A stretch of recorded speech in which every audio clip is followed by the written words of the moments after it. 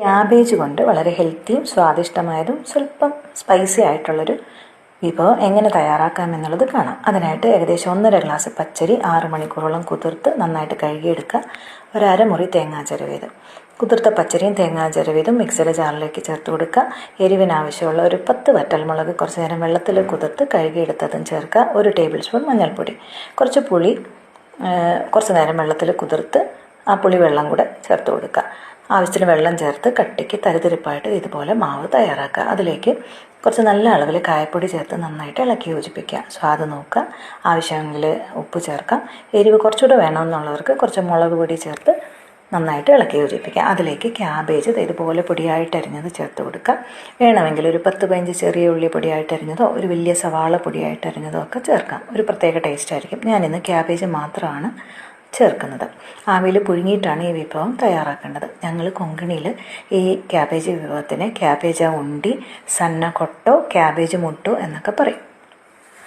ഇഡ്ഡലിത്തട്ടിയിൽ മാവ് കോരിയൊഴിച്ച് തയ്യാറാക്കാം. അതല്ലാന്നുണ്ടെങ്കിൽ പ്ലാവിലെ കൊമ്പിൾ പോലെ കുത്തി അതിലേക്ക് മാവ് കോരിയൊഴിച്ച് ആവിയിൽ വേവിച്ചെടുക്കാം.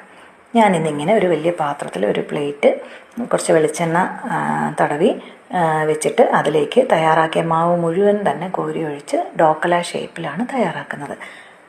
ബ്രേക്ക്ഫാസ്റ്റായിട്ടോ അത്താഴത്തിനോ ഈവൻ സ്നാക്സ് ആയിട്ടോ കഴിക്കാൻ പറ്റിയ വളരെ സ്വാദിഷ്ടമായിട്ടുള്ളൊരു വിഭവം. ഞാനിന്നിങ്ങനെയാണ് തയ്യാറാക്കിയത് കൊണ്ട് അത് മുറിച്ചെടുക്കട്ടെ. ഏത് ഷേപ്പിൽ വേണമെങ്കിലും മുറിച്ചെടുക്കാം, ചതുര കഷ്ണങ്ങളായിട്ടോ ത്രികോണാകൃതിയിലോ ഒക്കെ. ഞാനിന്ന് ത്രികോണാകൃതിയിലാണ് മുറിച്ചെടുക്കുന്നത്. അങ്ങനെ സ്വാദിഷ്ടമായ ക്യാബേജ് വിഭവം റെഡി.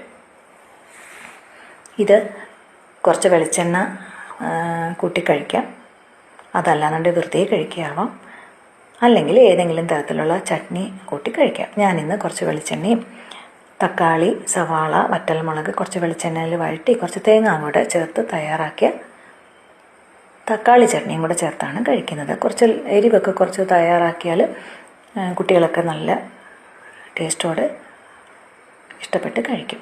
അപ്പോൾ റെസിപ്പി ഇഷ്ടപ്പെട്ടാൽ എല്ലാവരും ഒന്ന് ട്രൈ ചെയ്ത് നോക്കൂ. തീർച്ചയായിട്ടും ഇഷ്ടപ്പെടും. അപ്പോൾ സപ്പോർട്ട് ചെയ്യാനും മറക്കല്ലേ.